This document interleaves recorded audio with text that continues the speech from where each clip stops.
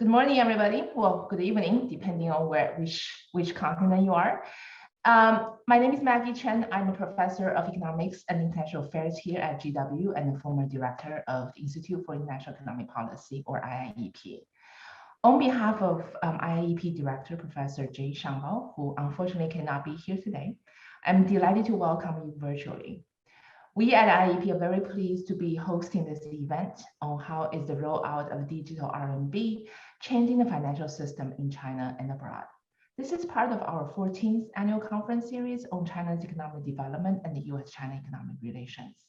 And once again, we're partnering with the Seeger Center for Asian Studies and GW Cyber.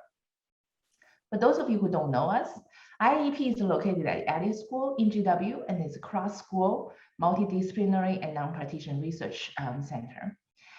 We aim to serve as a catalyst for high quality and high impact research on policy issues surrounding international finance, trade, development, poverty, climate change, and economic policy more broadly. We have for a very long time focused on China's economy and have an ongoing series again this year. We have been very busy at IIEP lately. In fact, this is our 7th event this week alone. Some of our upcoming events include 2 workshops in our joint series with UNDP and Oxford University taking place on Mondays, a mini workshop with the World Bank on economic effects and policy responses to climate change and natural disasters on December 2nd, and our next event in the China Conference series featuring Dr. Bo Sun of the Federal Reserve Board on US-China hostility with discussant remarks from Mary Lovely at Peterson Institute for International Economic Policy on December 3rd. I encourage you to take a look at our upcoming events page on the website, iep.gw.edu to register. I also invite you to visit our YouTube page to watch some of the previous events that you might have missed.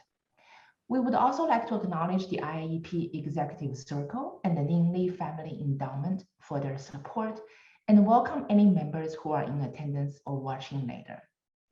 It's now my great pleasure to turn it over to my colleague, Professor Chao Wei, who has helped organize this year's China Conference series, and she will introduce our speakers today. Thank you, Maggie.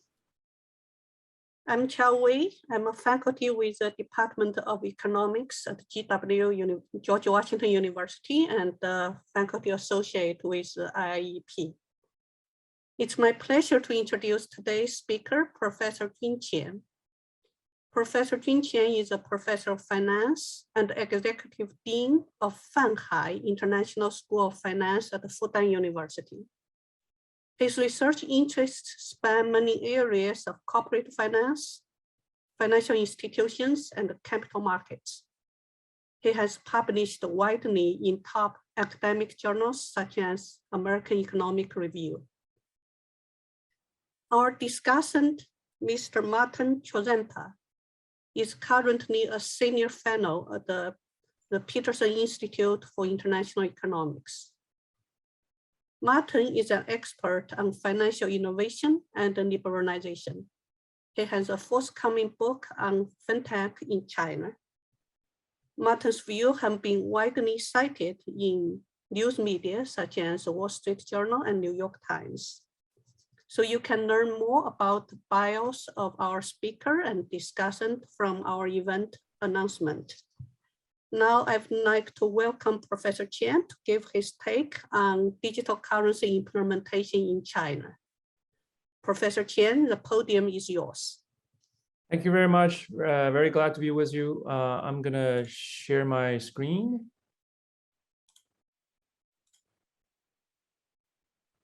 All right. It's a great pleasure to be talking to you. Good morning to most of you. So I'll be talking about digital currencies and the reshaping of China and global financial system. So I'll begin with some background information that I believe to be related to the rollout of digital currencies, especially the digital RMB. And that is the development of mobile payments. We know that's been developing very fast in China, so fast that as a massive country with a massive population, China now can be said has basically skipped credit cards and go directly into mobile payments. Only a very few people like me who spent a lot of years in the US are still using credit cards in China. So that's one important development. The other important development is the cross-border transaction and payments. There are some new patterns that generate a lot of demand for new generations of payment devices, if you will. So that's the first part of my talk. And then I'll dive into digital currencies with this view that my colleagues and I, when we write this report, we're labeling a two-tier system of global digital currencies. We say at the bottom of the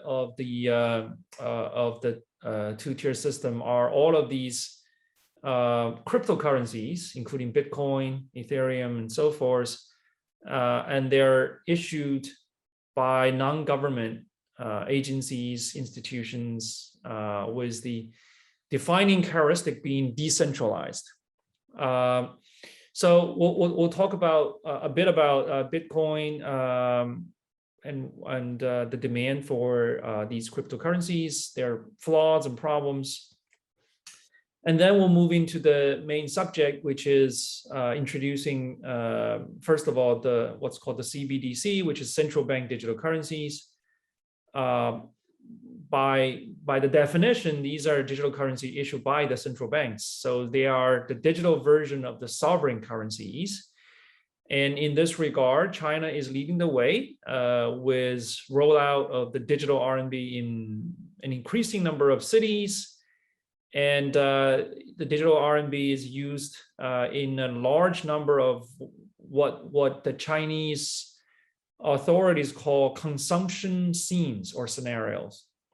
So I'll say a few words about the definition, the operating system, and so forth.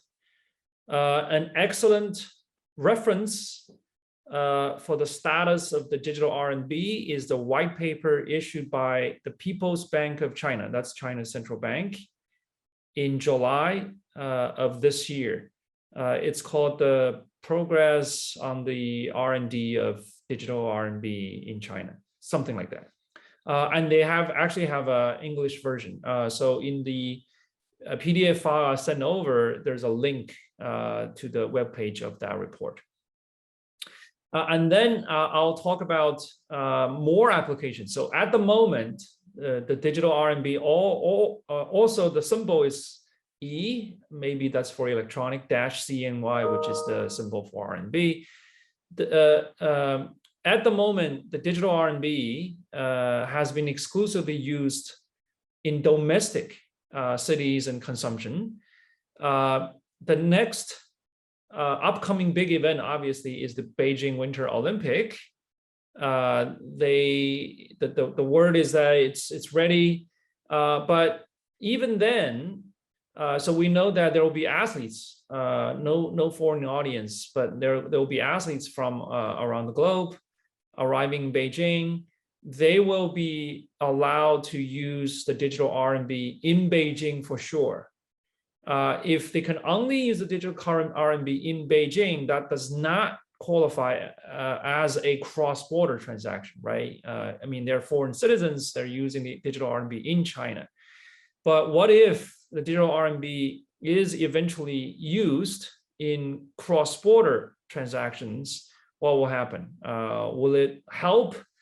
Will it promote the RMB as a more popular choice among global businesses and individuals, as a choice for payment and settlement? That's sort of the question.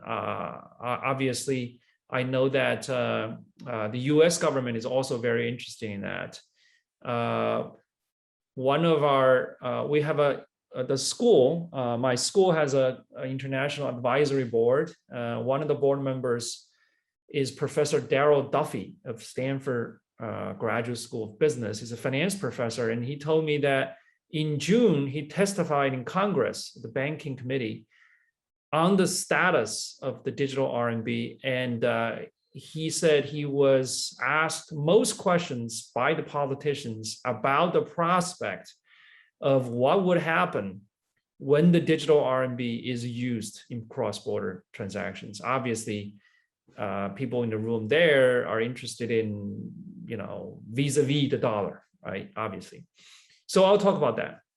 And then as a final part, I'll talk about some issues related to CBDCs. So not only for digital RMB, but for other central bank digital currencies, including, the digital RMB is dubbed as both, the transactions can be both trackable, which is obviously easy, right? Because it started in a central bank, it will clear circulation, it will be cleared and settled in the central bank accounting system.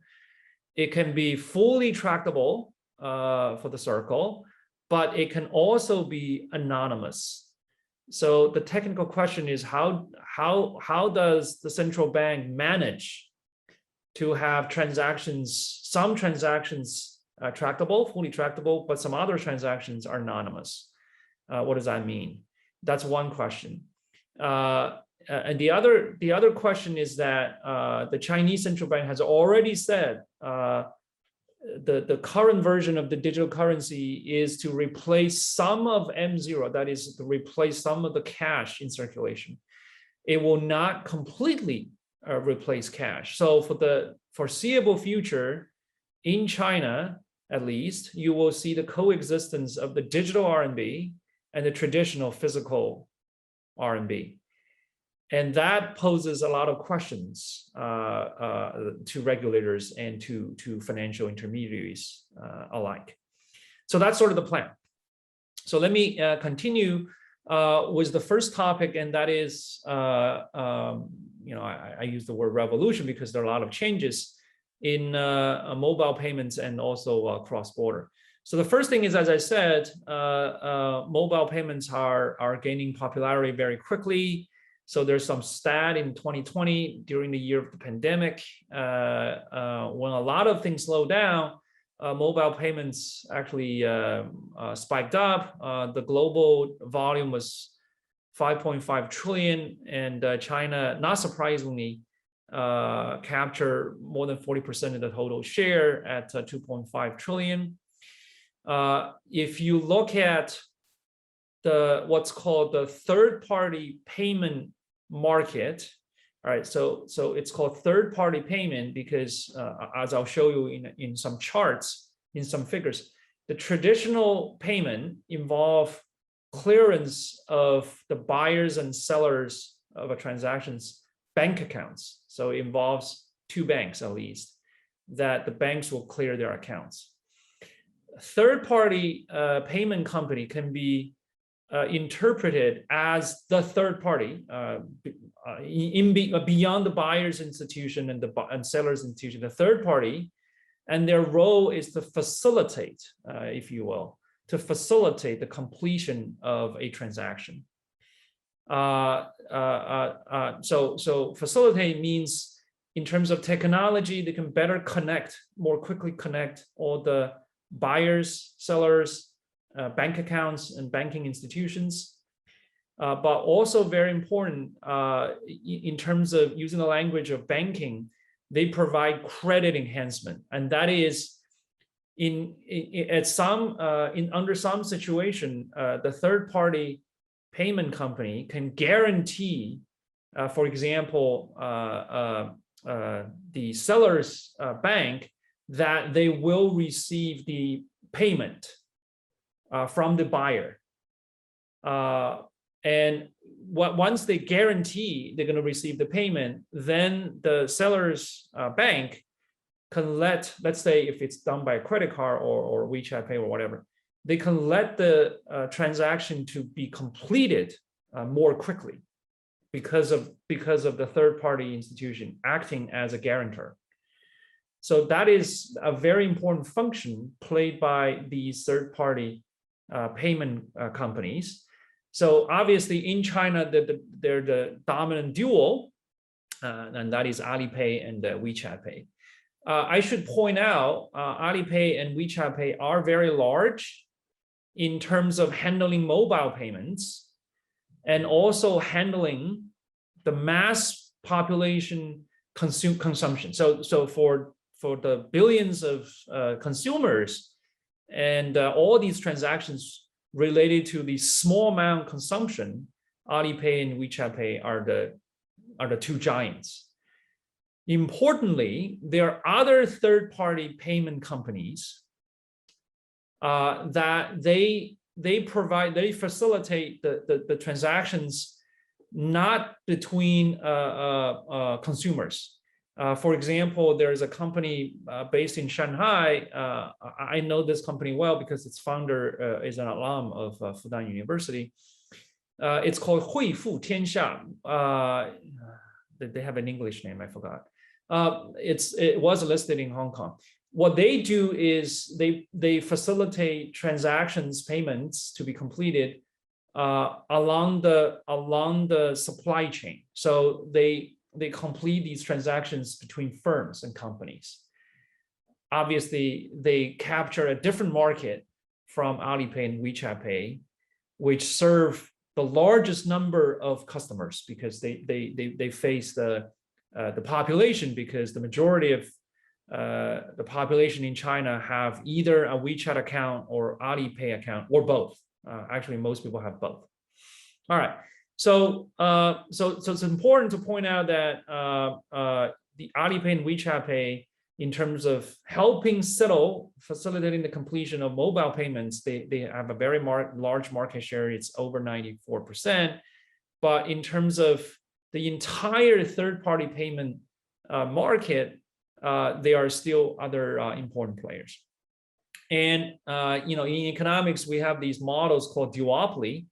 That is, as long as there's competition among just two firms, actually, if there's close to full level of competition among these two giant providers of payment systems, customers should not suffer, at least in that regard.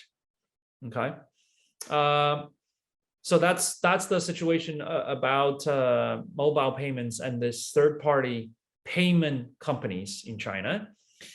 What about cross-border transactions? So the interesting thing that's going on in the last few years is that, especially due to the frictions in trade, obstacles in global integration, obvious reasons.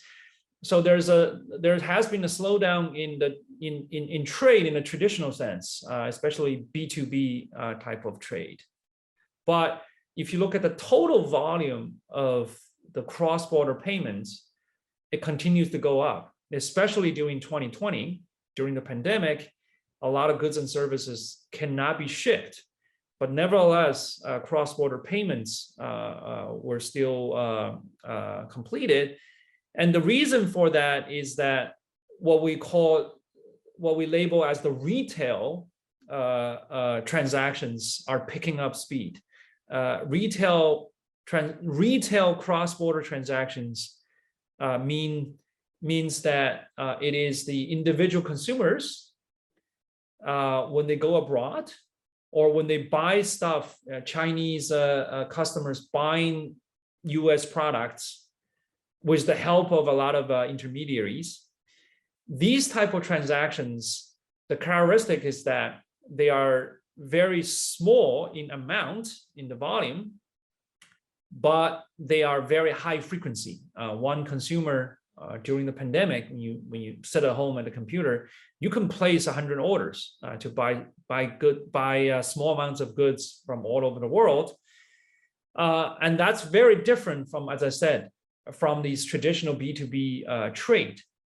And the other thing is that in the traditional cross-border system, there is a very important system called SWIFT. It's headquartered in Brussels, and the SWIFT system settles very large amounts of these cross-border transactions. And the most important players in the SWIFT system are these large, very large global banks, US banks, Chinese banks, and European banks. That's the SWIFT system. These retail transactions that I mentioned obviously require very different payment system and settlement systems.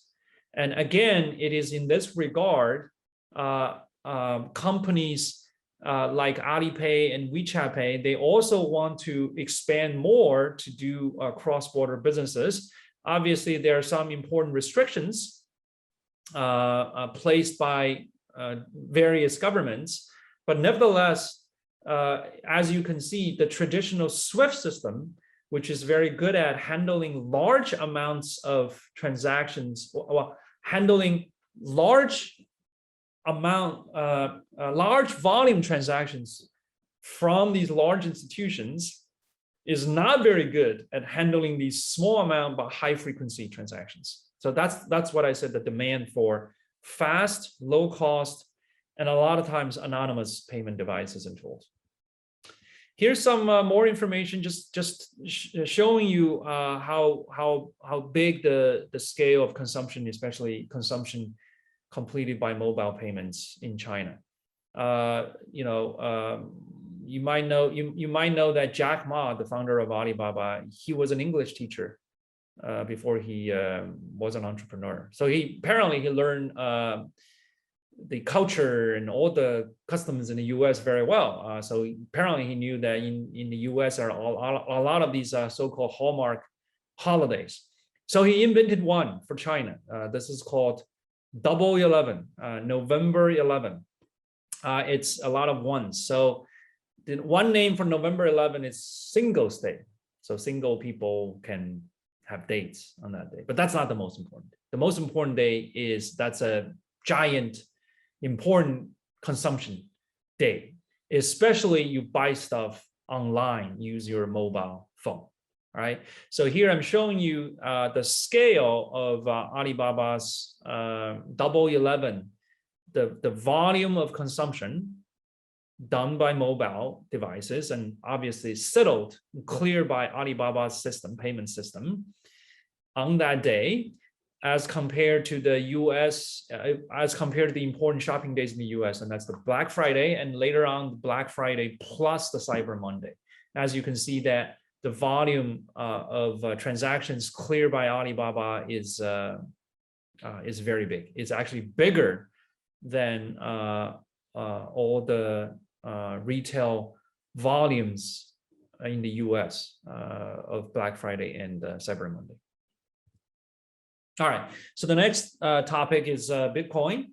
I'm sure you know a lot about it. It was hitting $60,000 per coin, and it dropped, crashed, and then it come back again, and now it's still very high. Interestingly, if you look at this chart, the price was around or below $10,000 per coin just before the pandemic, and then the price shot up starting in March of last year.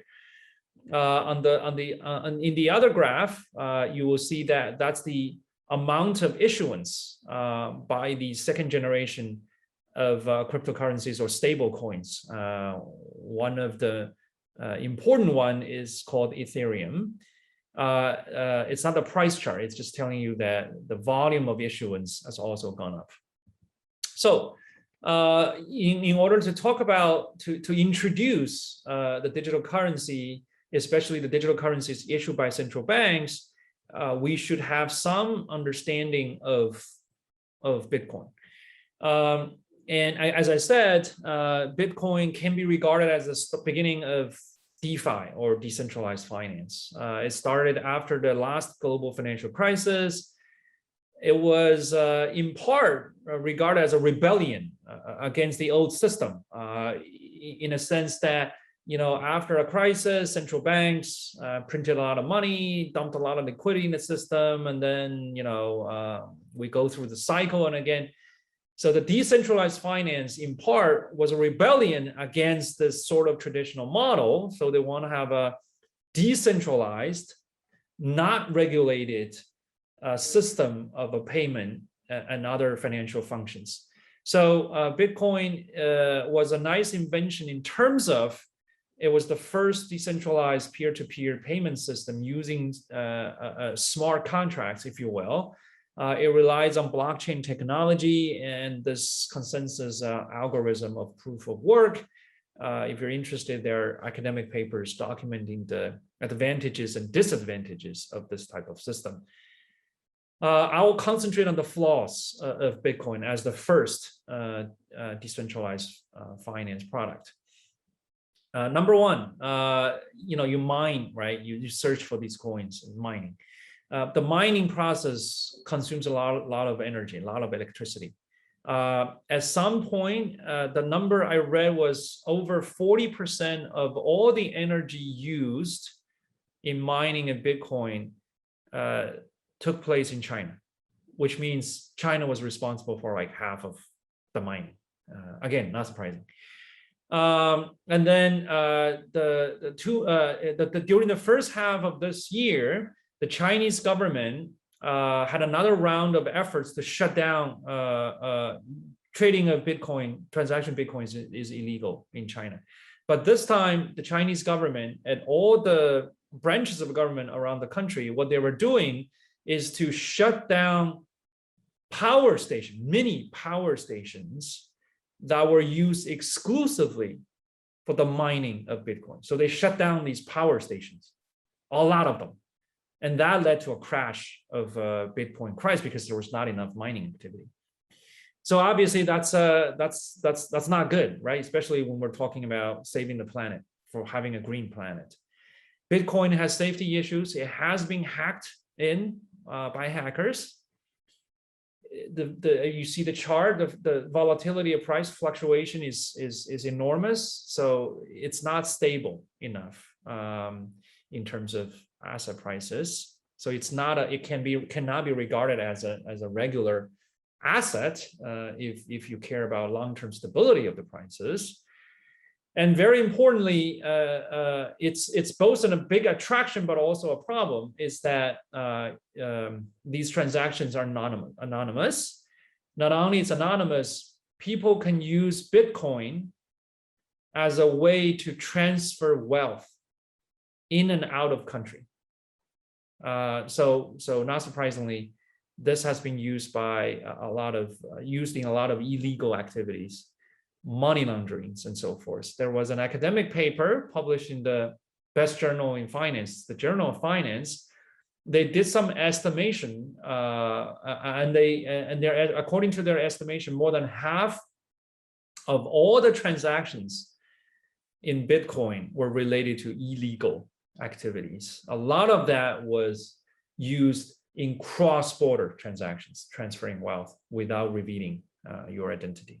So as I said, it's both an attraction, but if you're a national government or if you're these global regulatory agencies, that's absolutely a no-no.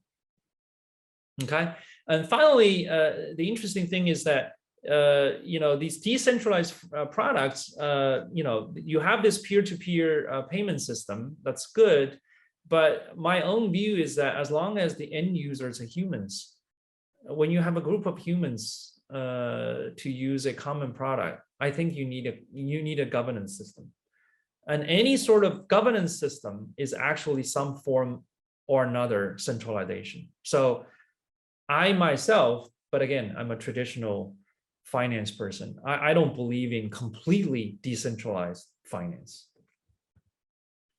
Libra, given this audience, I think you know a lot more than I do. So the one thing I will point out is that we know one thing Mark Zuckerberg can do is he's good at changing names, right? So it was Libra, now it's DM, and then Facebook now it's Metaverse.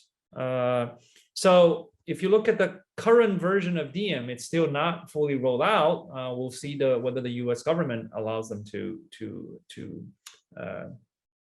use this.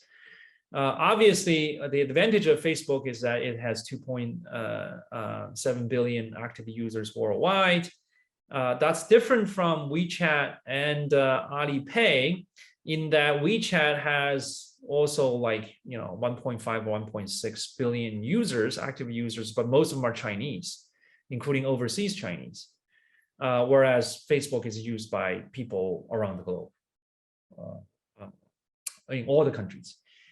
So Diem at its current design looks more and more like a digital dollar, especially except that it's not issued by the central bank. It's not issued by the Federal Reserve government, reserve system. It's issued by a private company.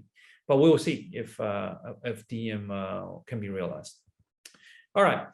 In order to introduce the digital RMB, let me give you a number of charts. It's probably the best way to do this. All right, so I'm gonna use the US way of teaching, of introducing payment, and that is Alice and Bob. So here you have Alice, the buyer, who wants to buy a loaf of bread from Bob the baker.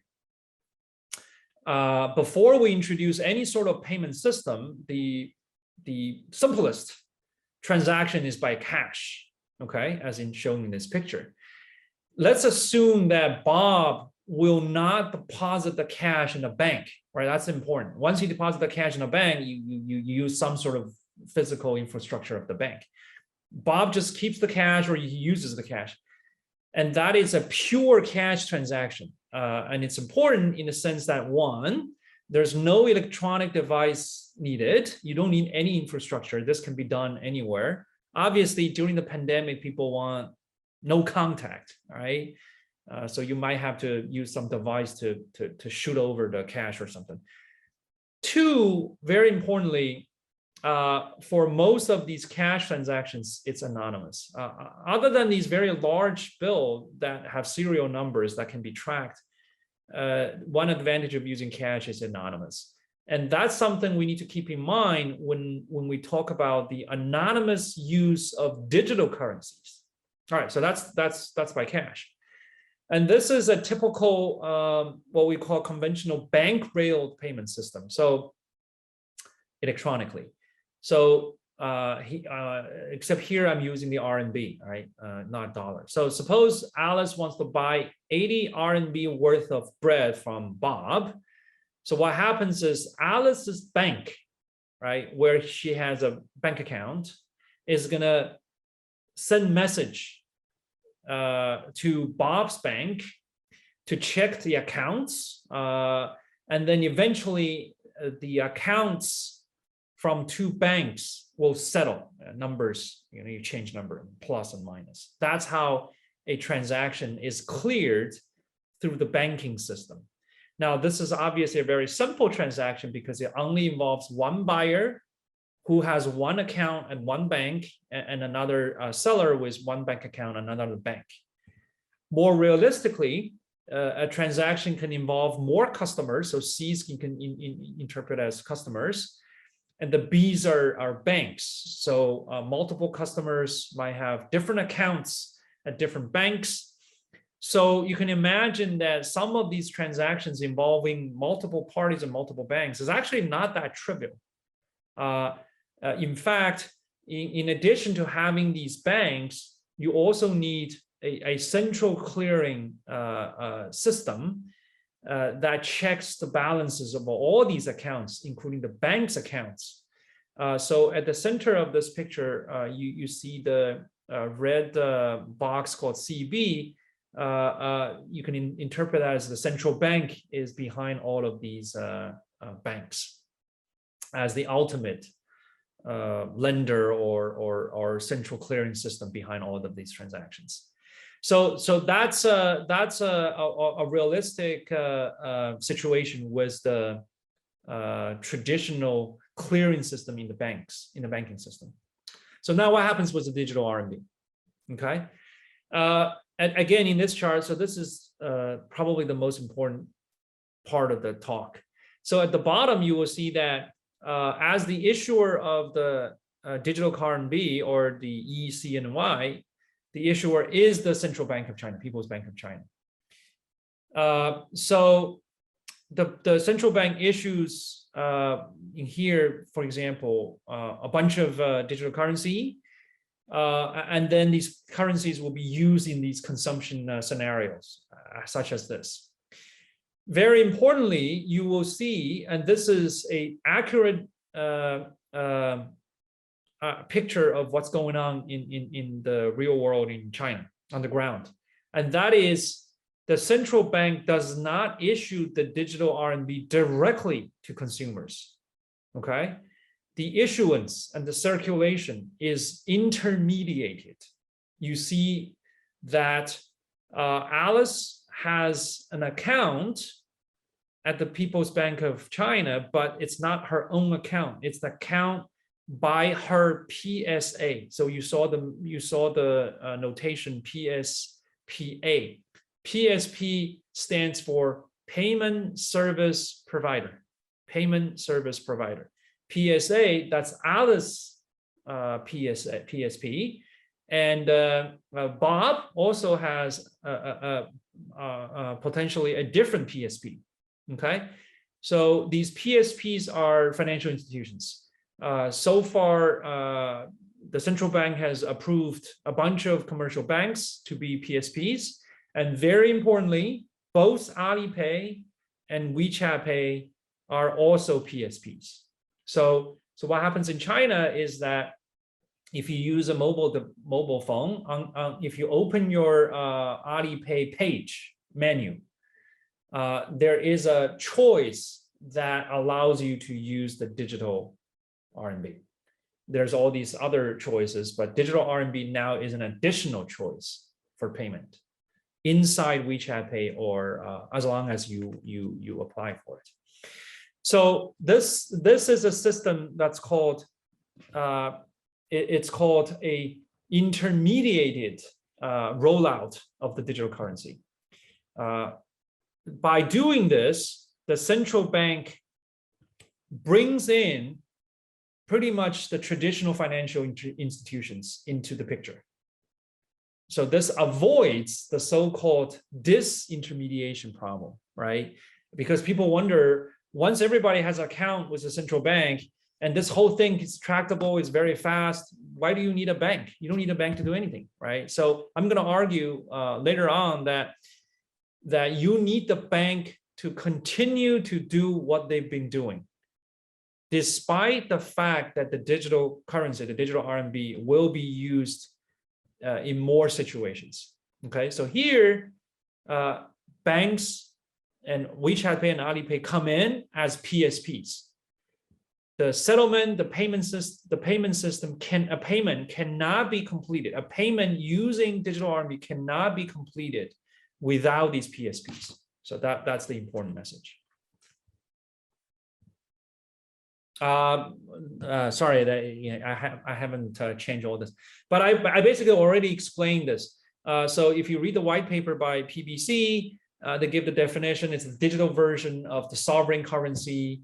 The value of the digital RMB and the traditional, the physical RMB is 1-to-1, right? It's equal value. It's issued and circulated with the help in conjunction with the financial institutions, as the PSPs. Its main function is to replace a fraction of money, cash in circulation, M0.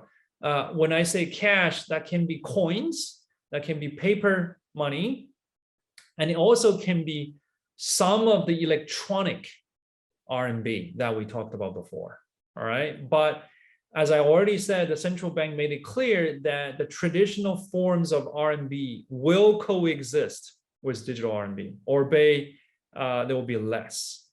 Okay, so that's the definition. All right, so the next question is, what happens when you use in cross-border payment system? Again, let me give you a picture. So here you will see that there are a bunch of Bs, so these are banks, all right, and Cs, again, these are customers or buyers or sellers. The difference between this picture and the earlier picture is that you notice that I put C2 and B4, B5, and B6 in a box, in a purple box, because that represents the boundaries of a country. Well, it's not the physical boundary, but the boundary of a country's financial system, right? You know that many countries in the world have capital controls. China is an important country that has capital control. That is, RMB or dollar cannot flow in and out freely. There is the quantity control.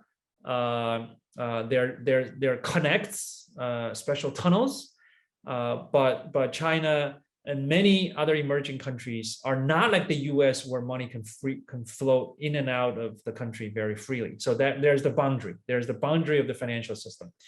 So the complication in a cross-border payments is that it involves banks of different countries, but the most important thing is that border, that at least a pair of banks in this graph, the green B3 bank and the red purple B4 bank represent banks from different countries. Somehow they need to clear a payment. As I said before, in fact, usually they don't do that directly. They use the SWIFT system, as I said. They actually send messages. Remember in the earlier graph of Alice and Bob, messages were sent between the banks. So in a cross-border payment involving banks send messages to the SWIFT system to make sure that each side has enough cash in the accounts, and then they clear the transaction. Okay. So certainly this is much more cumbersome than as compared to a domestic payment clearance. And as I said, because many countries have restrictions on capital flows, sometimes the clearance takes days or weeks, right? And then of course, different countries have different systems. And SWIFT is a system where it's actually not that you cannot settle these things within seconds. So cross-border payment settlement can take a very long time, rather than as compared to you just saw what Alibaba can do, processing like 500,000 transactions in 1 second. At the bottom, you saw that I said what happens when there are what's called CBDC bridges. What is this? What does this mean? This stands for multiple CBDC bridges. Multiple means multiple countries. A bridge is a connection that links payment system or account system of different countries. So CBDC bridges means that there are these linkages of CBDC accounts connecting different countries. So the news is that China has signed or is about to sign agreements with 6 or 5 Southeast Asian countries plus Hong Kong to form 6 or 7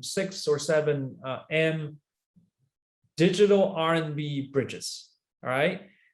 So once these things are set up, you can imagine the digital RMB can be used in cross-border payments between China and Hong Kong, between China and Thailand, China and some other Southeast Asian countries.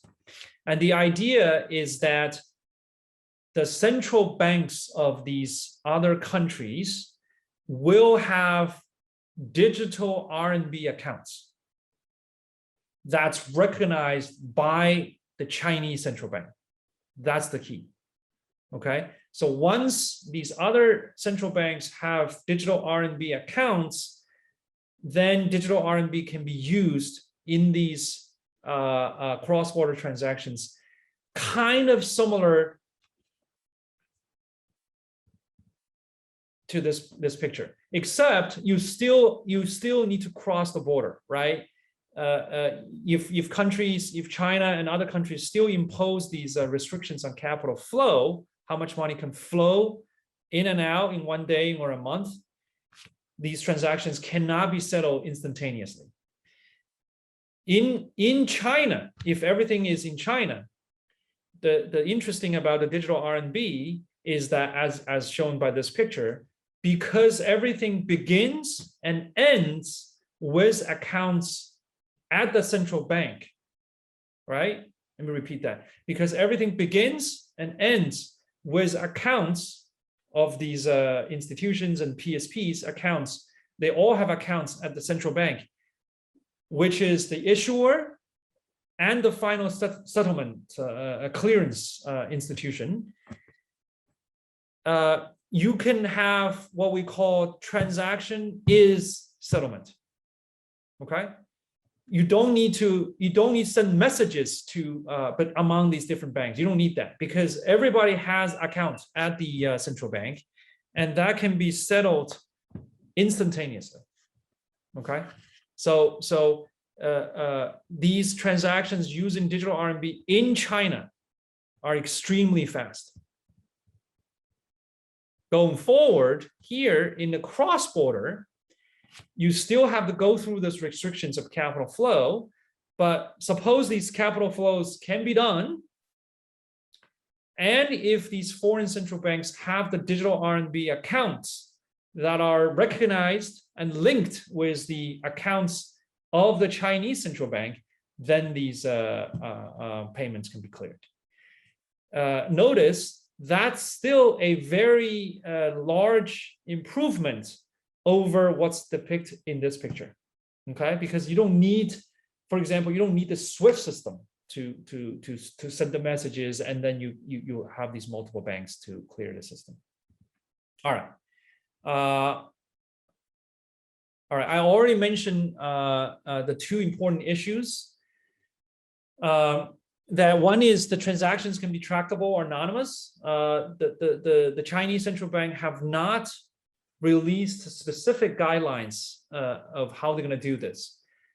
The guess here is that when they announce this in the future, small amount transactions can be anonymous, and very large amount transaction, most of which will be trackable. Okay, that's the guess. But where are they going to set the threshold remain to be seen. So that's one point. The other thing is that there's going to be coexistence of the digital RMB and the traditional physical RMB. Now, you think about it, if you combine these two things, as I made the argument earlier, traditional financial institutions can still do what they've been doing. Maybe they're doing it at different volume, but they still have business to do, right? Because as long as you can still use cash, and cash must be clear in the old system, right? You either deposit the cash or just clear or use the cash, but then eventually it will be clear in the banking system. So the idea is that as long as there's, no matter how tiny the amount is, as long as the traditional cash is still being used, you actually need the new system of using digital RMB, but you still need to use the old system. In fact, you need to worry about the compatibility between the old and the new system. And because banks also participate in the new system as PSPs, banks for the foreseeable future will continue to play the role of clearance, an important player in the payment system. Or they will be doing it, playing with different technologies and with different speed, if you will. The other thing is that the point that the central bank, the PBC, recognize that there's going to be demand for anonymous transactions. And this demand can come from law-binding citizens performing perfectly legal transactions. But I just don't want people to see my information, right? So because of that, they realize this, so they allow the digital RMB to be both trackable and anonymous. But to manage, again, this means you're going to have two systems, right? obviously was the tractable one, everybody has an account and then they can trace everything. But to maintain another system that you don't track, and you have to credibly convey that information to all the citizens and all the institutions, including cross-border transactions. Some of these transactions will be anonymous. You have to convey the message credibly to everybody that you will not track those transactions. You will not collect information related to those transactions is an important issue. And this is kind of like the creditworthiness of these central banks. You have to convince people that you are not going to track these transactions. Otherwise, you can imagine that as the use of digital currencies, as the use of CBDCs becomes more and more popular, maybe the demand for anonymous transactions will go up. And as I said earlier, despite all the problems with Bitcoin, in fact, the second, third generation stable coins have already solved some of the problems of Bitcoin. There's always going to be demand for these cryptocurrencies or stable coins because they can play the role of completing a transactions anonymously. And that's very important. So whether central banks around the world can credibly convince people that they can trust the system to carry out anonymous transaction is to be seen. All right. So a final point is that, so again, as I said earlier, there's going to be a two-tier system where once these major currencies, so RMB, we have the digital RMB, it's been rolled out domestically. We will see a digital euro, maybe very soon next year. We will see a digital pound, digital yen, Japanese yen. The biggest player, the dollar. We're going to have a digital dollar. Well, at least Chairman Powell, Chairman of the Federal Reserve System, he mentioned a couple of times that they're in active research mode of doing a digital dollar, right? In fact, this digital dollar, the phrase, according to computer people, is programmable. It's programmable also in part to carry out transactions that are, some of which are tractable, some of which are anonymous. Some information can be collected in transactions, but some other transactions, the information will not be. So you need to have computer programmers to program the currency to serve different functions at different under different circumstances. Okay, so the point is that once all the major sovereign currencies, the dollar, euro, RMB, yen, pound, Swiss franc, and so forth, once there's a digital version of all these sovereign currencies, it's going to dominate at least domestic use of this. So that's why I said the top tier of this two-tier system is going to be dominated by the CBDCs. But as long as there's demand for anonymous transactions, and as long as these stable coins can play that role, there's always going to be demand for them. And they're going to be the second tier. Okay. And in the meantime, we know that currencies can be also used in credit as collateral, for example. In this regard, I also believe that banks and other financial intermediaries will continue to play the role in lending and credit, because you still need to collect information from the borrower firm or the consumer, right? That's important because there's this restriction. You can imagine in a world if all the transactions using digital currencies are tractable, sooner or later, the central bank will have a lot of information about everyone. But that's not going to happen, right? Because, you know, everybody says they're going to have part of the transaction being anonymous. So that means the central bank will not collect all the information, and they will not be able to update that information. And this type of information on the on the lenders and especially on the borrowers is very important for a credit transactions to complete. And because of that, you still need the banks and the technology companies, for example, to collect that information. This is the essence of this. I do research in banking, and this is called relationship lending, right? You need to collect information from these borrowers. So that role will stay with the financial institutions. Final point is that when the major sovereign currencies all have a digital version, coordination among central banks is even more important than before. One reason is because, imagine in the cross-border transactions, these transactions will be very quick, okay? That means if there's any sort of a spillover, we say that, US, because of the dollar is a dominant currency of the globe, whatever the Federal Reserve System does has spillover effect on the rest of the world, right? Imagine when you have the digital dollar and the digital currencies by the central banks, and if the speed of this transmission through the credit channel, through the monetary channel is faster than before, then you better coordinate with each other before you decide on what's going to be your monetary policy or goal in the next quarter. Otherwise, it's going to be total chaos.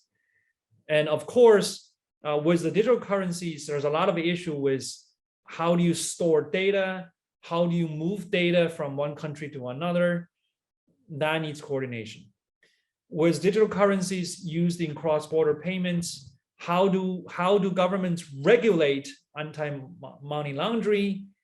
Issues like that needs more coordination. So in short, with more and more digital currencies, especially CBDCs used in the world, we need more coordination. I will stop for now. Thank you for your attention. Thanks, Professor Qian. On the note of coordination, let me turn the mic to Martin, who will provide us his discussion remarks. Thanks. Thanks, Maggie, and thanks, Professor, for the fascinating paper, by the way, which I read your paper, which is the basis of the talk and has a lot more detail in it. Thoroughly enjoyed. I'm going to, because I've been informed this is not the traditional discussant role where I tell you all about the paper and pick it apart, that I'm supposed to provide some sort of complementary perspective. I'm going to provide somewhat of a different, more skeptical view on central bank digital currencies in general and China's more specifically. And we'll kind of, although there's a lot in the talk you just heard, which I agree with, like almost a large portion of it. I'm going to focus on kind of whether the digital currency in China is a threat to the US dollar, and which is one of the hottest topics that I think everyone, especially in Washington, is worried about, and maybe people in China are excited about not having to be beholden to the US dollar and follow US sanctions and all of that. So ultimately, my message is the US has no need to panic or rush out a central bank digital currency, but there's a lot we can do to improve the existing payment system, both domestically in the US and cross-border with US dollars, to make there be less room for the digital RMB to make an improvement over what exists today. And the more improvements that are made to this system, the less likely it is that the digital RMB could end up replacing the dollar. So first point here is China's digital RMB and central bank digital currencies in general are 100% completely, utterly unproven in terms of their supposed advantages over the existing payment and currency systems. So the only country that has actually a fully operational CBDC across the country is the Bahamas. They have a CBDC called the Sand Dollar. And I was in the Bahamas last summer and couldn't find a single person who was using it. And apparently the system has kind of been a flop. So, so far, the CBDCs have not shown themselves to be this revolutionary thing. It's more of a theoretical idea that could be revolutionary, could be very exciting, but is very unproven. Professor Jun pointed to the intriguing idea of people having accounts directly at the central bank. But interestingly, most central banks think that that's too risky of a way of running this thing, that actually they want a two-layer system. And really the question is about, do you have just a payment provider account which then has a sub account for you at the central bank, or does the payment provider have an account at the central bank and then transact as a pool in that? So if the money leaves the payment service provider's ecosystem, say it's Ali or Tencent, it needs to have a transaction which reports to the central bank, or is it that the central bank has to track every single transaction? And I think in China, that's yet to be fully determined, as far as I can see from any of their public statements. And in many countries, they're really concerned and thinking about this. The way I think about it is the central bank does not want to be running the phone centers that respond to your grandma when she lost her password to her digital wallet account. It's not the traditional role that central banks want to play. And then he also mentioned the MCBDC bridge project, which is really fascinating, between the PBOC and some others looking at cross-border CBDC payments. But again, these are very much early stage pilots that aren't really, they're just kind of proving a concept that you could make this work. There isn't yet been a rigorous we're not yet at the point where we have rigorous cost benefit analyses where we can say this is better and improves on payment efficiency by X amount. So the US has taken a completely opposite approach to China on central bank digital currencies, much more skeptical. Chair Powell has said that he wants to get central bank digital currency in the US right rather than first. And I would actually contend that the United States probably does not need a CBDC. I don't think the euro necessarily needs one either. I don't think the UK needs one. I think even China doesn't actually need a central bank digital currency from a pure financial and economic perspective. I think many emerging market countries that don't have an effective private sector provided digital payment system could really use central bank digital currency as a way to upgrade their system in a way that the private sector has not. But if you look at China, all the payments are already digital. So you're looking at what exactly is better about this system than using Alipay and WeChat Pay, except from the perspective of the government being able to directly supervise and view all of your transactions. All of the money that is transacted over Alipay and WeChat Pay today is in a special central bank account. So it's already pretty much like a central bank digital currency. There's no default risk involved. And the professor mentioned, quite accurately that these companies provide a lot of value-added services on top of the payment side, and it's unclear how exactly those will work on top of the e-CNY. So let's see what else. The question. One key fact that I think is often missed in these debates is that money is already digital in almost every single sense. So Americans don't necessarily think that they're using digital payments, but when you're swiping a card, that's actually a digital payment. There is data on your card which pulls up, interacts with the POS machine where you're buying something, and that's a fully digital transaction. All of the major movement of money across borders that occurs at among banks and large corporations, those are already digital as well. And many of them are built, go over these wholesale networks which have central bank backing already. So there's really no default credit risk involved here because the central bank has stepped in to guarantee it, and it's already digital anyway. So when we're talking about the advantages of these new systems with central bank digital currencies, we have to say there's something else which is the advantage beyond it just being digital. And making it more directly linked to the central bank creates a lot of risks, actually, for the economy that the PBOC is very worried about and other central banks are quite worried about. One of them is, if money that is in payment accounts currently is deposited in commercial banks, then those banks can use that money to make loans and provide services to the, it's called fractional reserve. So you can lend out a large portion of the money which has been deposited, and then that money eventually gets deposited in another bank and they can lend that out and they can lend that out. So the whole mechanism of monetary policy transmission and creation of money in the economy goes over this system. You can think that the alternative to this system is one like under pre-1984 China or in the Soviet Union, which is that the central bank controls all the money. And there's essentially one bank which has it all, and then they have to allocate where the money goes. And the risk of these systems is that everybody takes their money out of the bank and puts it into this central bank digital currency system. And now all the money has flown out of the banks that actually make loans in the financial system and create economic activity, and instead has like parked it in a sterile way at the central bank. And then instead of the market activity of depositors choosing where they want to put their money, determining which banks have money to lend, it actually then becomes the central bank having to directly choose how to allocate that money across the banks. And I think that's a potentially very scary scenario that is going to lead central banks to be more hesitant to issue digital currency. One point on the surveillance and financial privacy point, I think the discussion was quite good earlier on these really tough trade-offs that the central banks are all facing, not just the PBOC, on anonymity versus tracking. No central bank wants their central bank digital currency to be used in money laundering or illicit activity, any of this, but they also realize, especially in Europe, that people want more anonymity and more privacy in their financial transactions. Just about everywhere in the world, financial privacy is severely curtailed, including for cash. You can only use it for limited amounts without generating reports, because they want to control financial crime. And this is a really difficult square to circle.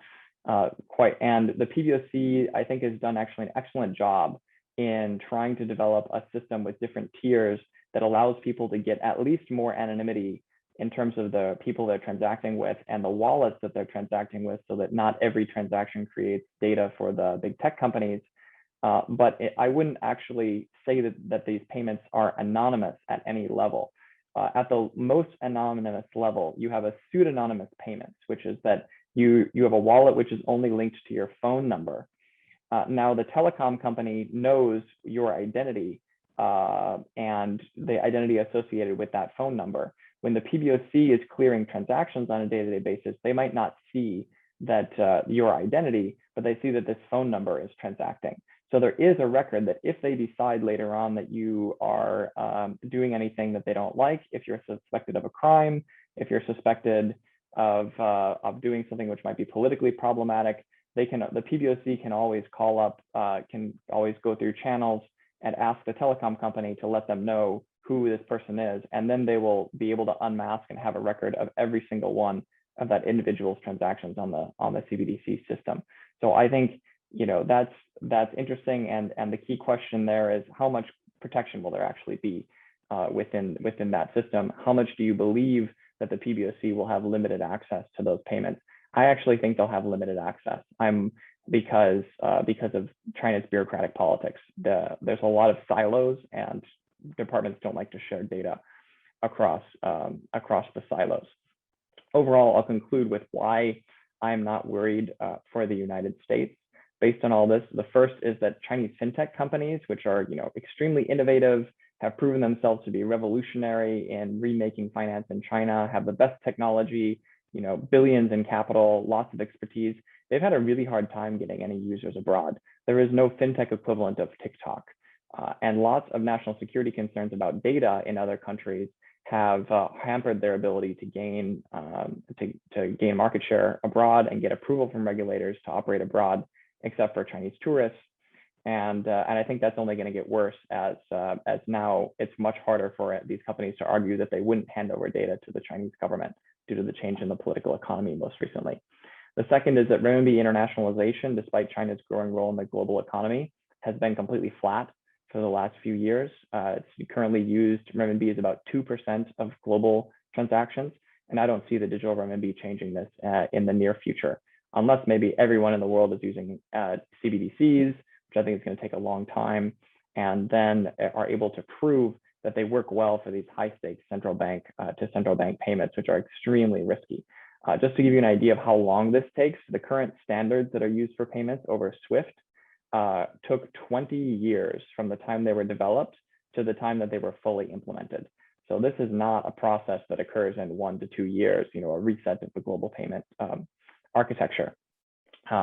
Then finally, I think that the digital RMB might be harder to internationalize than the regular RMB for that reason, because there isn't really a network of existing central bank digital currencies to plug into. So if the regular RMB, which interoperates quite well outside of capital controls, of course, with the existing international financial architecture, then how is the digital RMB going to be any different?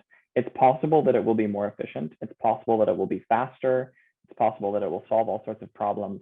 But I want to see a little more evidence that that's proven before I start to worry about the US. And thus, I think the private sector providers of stablecoins, the private sector providers of payment services could use a lot of upgrades, but I don't necessarily think every country needs a central bank digital currency. So I'll stop there. Thanks, Martin, for these great comments and questions. So I want to see if Professor Qian would like to take a few minutes to just comment on the comments and the questions before we turn to the audience for Q&A. Sure. It's a great discussion. I guess I want to maybe clarify a few things.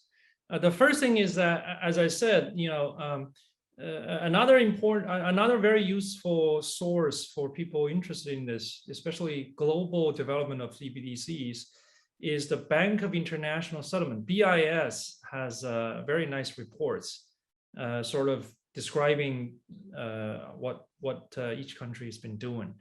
And if you read their report, they say that most countries are thinking about the Chinese version, which is not a direct model. A direct model will have all the end users, the consumers, have accounts at the central bank. The Chinese model is at the moment, it's what's called a fully intermediated model, where the transactions are done via the PSPs. And it is the PSPs, these banks and these institutions, have accounts at the central bank. So that's number one. And I do see that most countries, if they're gonna develop a CBDC, that should be the version, but we'll see. That's the first point. The second point is that I also agree that the third-party payment companies in China have actually doing a pretty good job in terms of technology and everything. So why did the Chinese central bank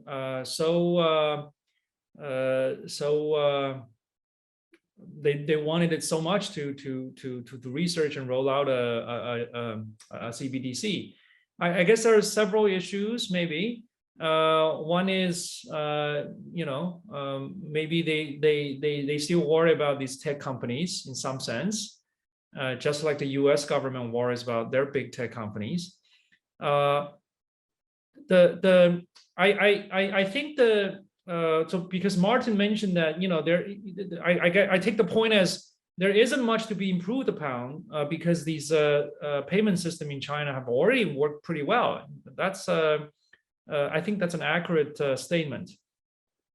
From a design perspective, the way that it can be further improved is when all the PSP, all the providers, when the digital RMB is used by more and more people in more and more circumstances, and everything is done by these PSPs, and because the PSPs have accounts at the central banks, essentially all the checking, there is in other words, there's no need for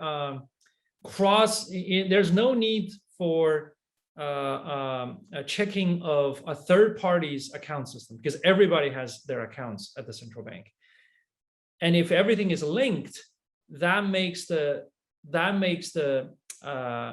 speed to close a transaction arguably faster than the system now, even though the system now is already pretty efficient. So that's another point about this.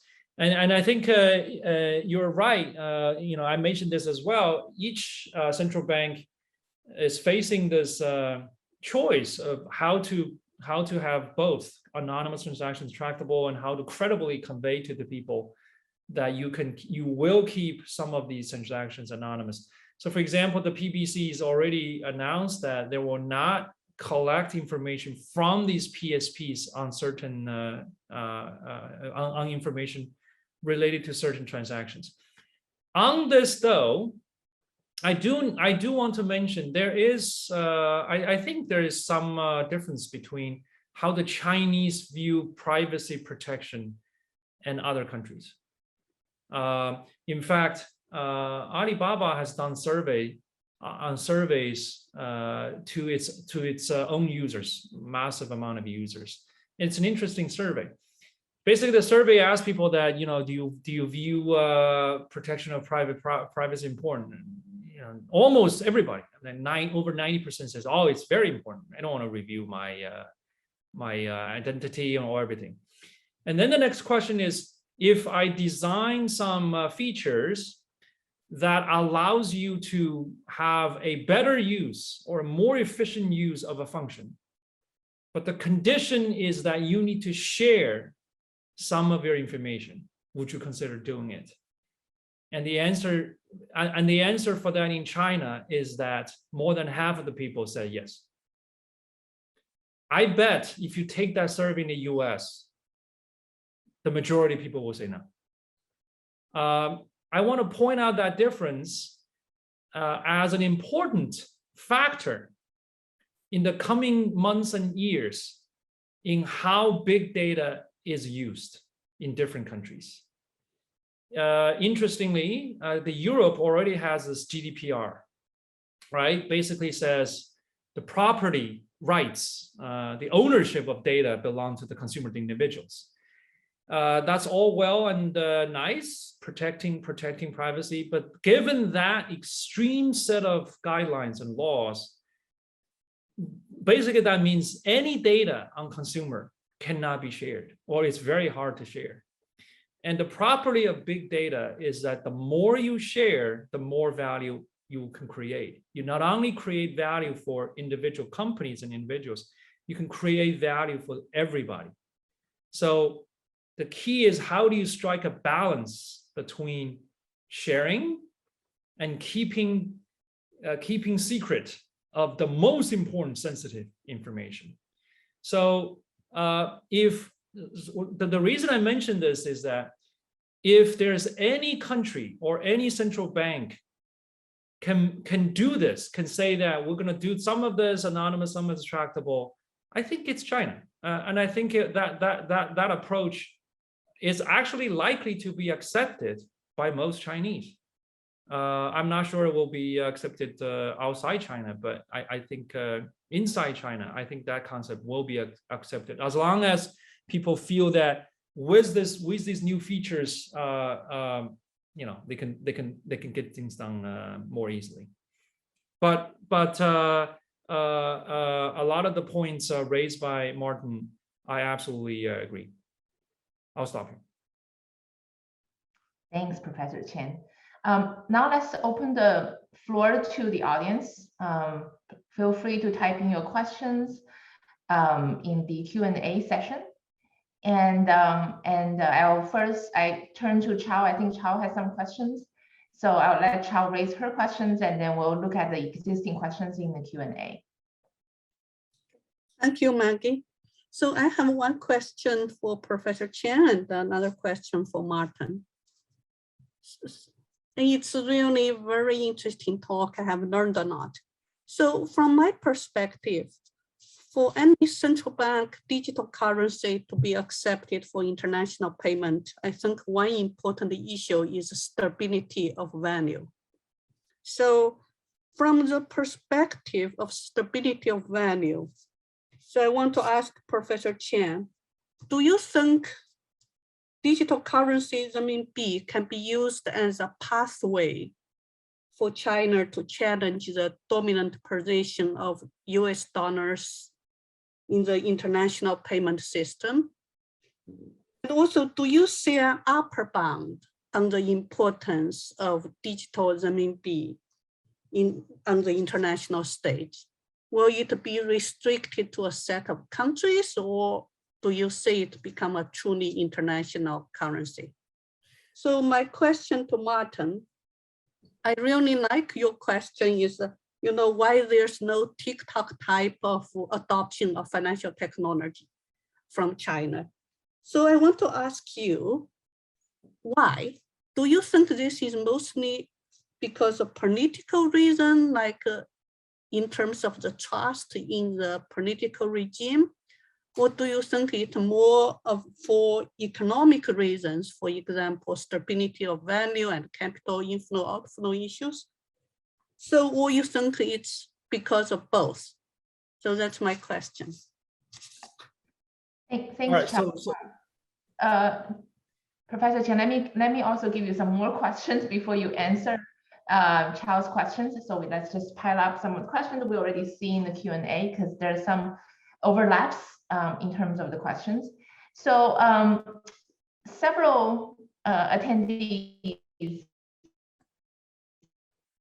ask about privacy. Is the digital currency truly anonymous? Given the registration, I guess it requires a phone number when you register an account, which can link to all kinds of information of the user. So how confident we are that these transactions will truly be anonymous? There are questions about the cause or the motivations of digital RMB, and I think Professor Chen already addressed some of that. Feel free to comment more. Now, there is a question also about the impact of the digital currency on the value of the existing currency. Would we likely see a devaluation as a result of the use of digital currency? And that was raised by a couple of attendees. And also, where do we see the digital currency being, play a replacement role? Is it just the M0, or it's going to affect M1 and M2 as well in the whole financial system? And I think that's it for now, all the questions from the attendees. Also, thanks to Martin for answering a couple of questions as well. All right, so these are all great questions. Let me give a shot. So obviously, the very important question is, as Martin already gave his answer, that he's not worried that So here's my view. So far, the version we've seen, the digital RMB, one, the function is very simple. You replace some of the M0. That's it. That's a function. Whether it's going to be playing the role of M1, M2, we'll see. At the moment, it's M0. Two, if it's used in cross-border payments, as I said, under the condition that these bridges, CBDC bridges, can be set up, clearly, I see that as a more convenient way of settling these cross-border payments more quickly. And certainly for the regulators, they can easier monitor money flows, right? So for anti-money laundering purpose, this is also very good. But by and large, it's a technology improvement in terms of how cross-border payments are settled. When we study international finance, you ask me, like, will that change the value of RMB relative to the dollar? Well, the answer is probably not, because what determines the value, the exchange rates, are still these other macroeconomic and trade issues. And those issues, and capital control issues, how easy you can convert the RMB into other currencies, whether the RMB is pegged to other currencies, and so forth. In that regard, Ken Rogoff had an article earlier in the year on how the RMB can challenge the dollar, at least in Asia, and he didn't mention anything about the digital RMB. So my point is, at least if you look at the current version, it's mostly a technology improvement in the payment device department. It should not change the fundamental values of a currency. And if you agree with that, that's what I said.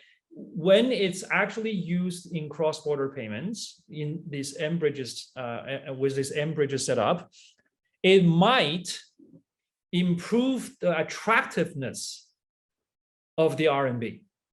That, you know, if Southeast Asian countries, I keep mentioning Southeast Asian countries because the RCEP, it's going to go into effect pretty soon, the regional, whatever the agreement. And Southeast Asia, the ASEAN countries and China are the largest trading partners. So they already have they already have a lot of trade to be settled between these countries. And on top of that, if they feel using the digital RMB is a more efficient way, both in terms of speed and also in terms of regulating these illegal activities, that might give RMB a larger share in the choice of cross-border payment. I actually have a chart, I didn't go into detail, that shows that, Martin is right. If you look at the SWIFT data, it's actually very stable. RMB is below 2% RMB in terms of the choice of people use in these cross-border transactions. That might pick up speed. That might pick up a share in the Southeast regions, depending on how this technology rollout goes. And that's just a pure conjecture on my part. And if more regions and more global companies feel the use of digital RMB can indeed facilitate these transactions, maybe they will find it attractive as well. So that will further improve the share of RMB as a settlement choice, which may improve the valuation, but not much. So that's my assessment. But and whether the U.S. government will react because they saw the data changes, the RMB fraction, the global settlement goes up or not, I don't know. Remains to be seen, right? There's always the economic view and there's always the politician's view, which I'm not gonna comment on. So that's the answer to the first question. The privacy issues, as I already said, it's very important that make it credible. Now, at the end of the day, it's whether they can do this. I think on the one hand, it's what the central bank announces and committed to what they're doing, right? They already committed that they will not collect a lot of information from the PSPs on some of these transactions. They already said that. By law, they cannot collect information. Whether they will completely adhere to those rules is to be seen. But as I said, at the end of the day, the other important factor is whether people are comfortable in using this. And this is the point I made. I think in general, people in China have a different view in terms of privacy protection, especially when that's related to creating more value by sharing your data. So that's my own assessment, is that if any country can actually manage to do both in a reasonable scale point of view, it's China, because people, I think the majority of people will feel comfortable. Whether they really trust, I don't know, but they will feel comfortable in a world whether they can do some transactions tractable and some transactions anonymous. So that's the answer to the privacy. And for the valuation issue, I think the point is, this is an interesting point. We're actually doing some follow-up work. Maybe we need to write a little model. So the idea is that when you so let's say when you replace one by one, right? When you issue 100 yuan of digital RMB, you take out 100 yuan worth of cash. Would that change the value of RMB? So the point is that whether the addition of digital RMB will change the demand in how much is needed in circulation. That's the sort of the question that my colleagues and I are thinking about. Certainly, again, as I said, in terms of efficiency, especially if all the accounts are set up and transaction is settlement, because the speed is so much faster, you need less in circulation. So that means the total amount, the cash plus digital currency is less. At the same time, there are some issues. One is, as I said, maybe there's enough people in the country feel the more that digital currency is used, I need to use cash more because I need to protect my privacy, right? So the demand for cash, for anonymous transaction, especially for cash, might go up, right? So that's one counter factor. The other factor is related to this idea of safe assets. You might argue that I'm not going to. Let me use the dollar as an example. The reason that people always ask me this question, people in China, the U.S. government has printed so much money, trillions of dollars. How come the dollar doesn't just crash, right? I tell them that because the U.S. has a very large financial system. They actually created a lot of safe assets related to dollar, denominated in dollar. And whenever there is a pandemic, there's a crisis, the demand for safe assets goes up dramatically. And that's a very important reason why the dollar remains strong and remains the dominant currency. You may argue that the digital version of the dollar can be regarded as even safer, right? People might feel that, if you store cash, there's some danger. But this is a digital version. This is even better. So maybe the demand for safe assets denominated in the digital currency also goes up. And especially during uncertain times, people will choose to hoard money, not spending it. So in net, the best answer I can give you now is that I don't know, because there's factors that drive down the total demand for money, but there are also factors drive up the demand for cash, for anonymous transaction, and also for safe assets. Great, thanks so much. Let me turn to Martin for a final comment on the TikTok version of fintech company. Yeah, I'll do a quick lightning. So the fundamental reason is that these companies in China were successful because they had a huge user base of people already using either their chat functions or their e-commerce. And without that, they really don't have the advantages that they had domestically. It's not really a technological problem. It's like building out a market problem. And that made it much more difficult. Two other things. I think the idea that this is replacing M0 is utterly implausible.